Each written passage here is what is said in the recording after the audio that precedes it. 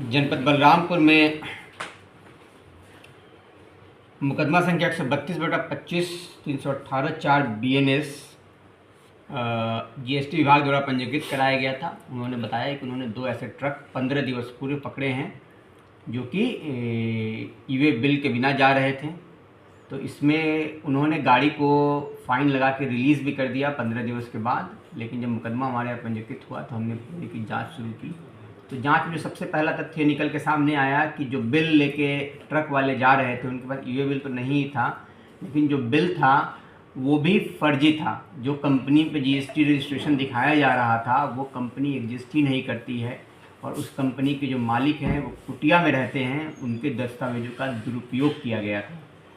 इस कारण इसमें धाराओं की बढ़ोतरी की गई और इसमें पूरा अच्छे से विवेचना की गई।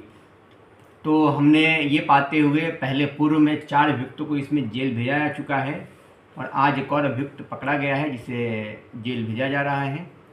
और इसके पास से हमें मोबाइल बरामद हुआ है। पूर्व के सभी अभियुक्त अपना मोबाइल खो गया, टूट गया या पूरा का पूरा फैक्ट्री रीसेटिंग करके हमारे पास आया करते थे, जिससे हमें कोई साक्ष्य न मिल पाए।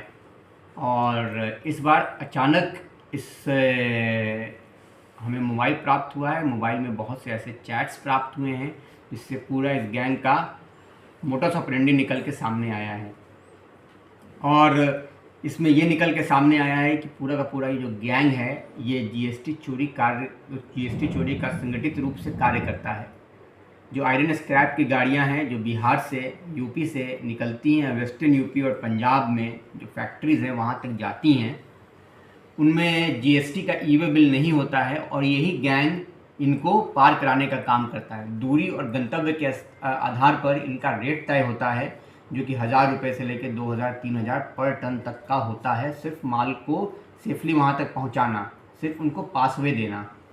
जो व्यक्ति पकड़ा गया है वो एक मेन इसके सरगना के लिए कार्य करता था और इनका काम था कि इनके ग्रुप पे जो कि GST के नाम से ग्रुप इनमें बना हुआ है उस पर इनका जो सरगना है वो प्रत्येक दिन एक लिस्ट डाला करता था। मतलब जिन आकाओं के लिए उनको गाड़ी पास कराना होता था उन सब गाड़ियों के गाड़ी नंबर, मोबाइल नंबर और ड्राइवर के नाम के साथ एक लिस्ट आती थी, जिसको उसके लिए काम करने वाले 3-4 लोग, जिसमें एक अभियुक्त ही पकड़ा गया है, इसकी तरह के और 3-4 लोग आपस में बांट लिया करते थे कि इन गाड़ियों को पार कराने की मेरी जिम्मेदारी होगी और इन जनपदों से पार कराने की मेरी जिम्मेदारी होगी। इनके पास इनके जो मेन सरगना है उससे फ़ोन आता था कि इस जनपद से इतने बजे गाड़ी निकलेगी और इस जनपद से इतने बजे गाड़ी निकलेगी, और ये कोऑर्डिनेट करके ड्राइवरों को इस बात की सूचना देते थे कि अब आप इस जनपद से क्रॉस करके अगले जनपद के बॉर्डर पर जाके लग जाएं। ऐसे करके ये लोग गाड़ियों को पार कराते थे।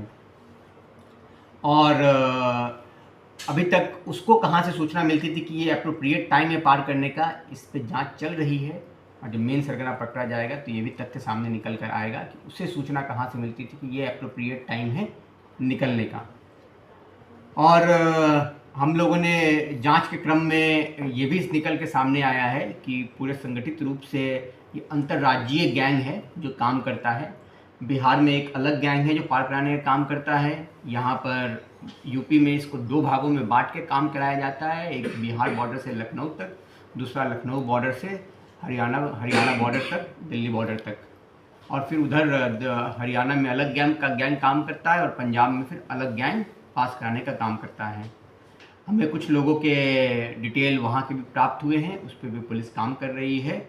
और इसको हम लोग स्टार्ट से लेकर एंड तक जो भी लोग इस तरह से GST चोरी कर भारतीय इकोनॉमी में सेंध लगाने का काम कर रहे हैं उसके विरुद्ध हम लोग कार्रवाई करेंगे।